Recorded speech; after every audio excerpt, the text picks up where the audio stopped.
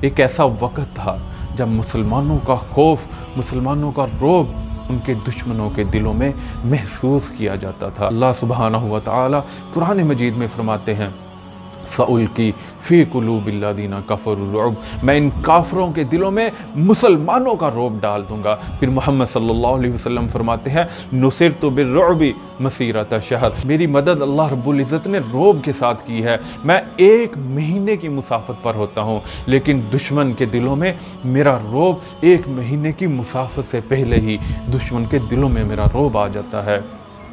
یہ خاصہ، یہ خصوصیت صرف ان خالص مسلمانوں کے لیے ہے جن کے لیے اللہ کا قرآن کہتا ہے اِنَّ صَلَاتِي وَنُسُكِي وَمَحْيَايَ وَمَمَاتِي لِلَّهِ رَبِّ الْعَالَمِينَ، جو مسلمان یہ کہتا ہو میری نماز، میری قربانی، میرا جینا، میرا مرنا میرے اللہ رب العزت کی ذات کے لیے ہے، یہ ان مسلمانوں کے لیے ہے۔ ان اللہ اشترى من المؤمنین انفسهم واموالهم بان لهم الجنہ، جو اپنی جانوں کے اور جو اپنے مالوں کے عوض اللہ رب العزت سے جنت کو خرید لیتے ہیں، یہ ان مسلمانوں کا خاصہ ہے۔ لیکن آج کے مسلمان کے بارے میں محمد صلی اللہ علیہ وسلم فرماتے ہیں وَلَا يَنزَعَنَّ اللَّهُ مِن صُدُورِ عَدُوِّكُمُ الْمَحَابَةَ، کہ اللہ رب العزت تمہارے دشمن کے دلوں سے تمہارا رعب ختم کر دیں گے۔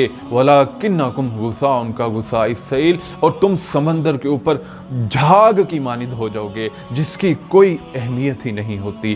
کیوں؟ کیونکہ آج کے مسلمان نے اس دنیا کی زندگی کو ترجیح دے دی ہے جنت کے بدلے۔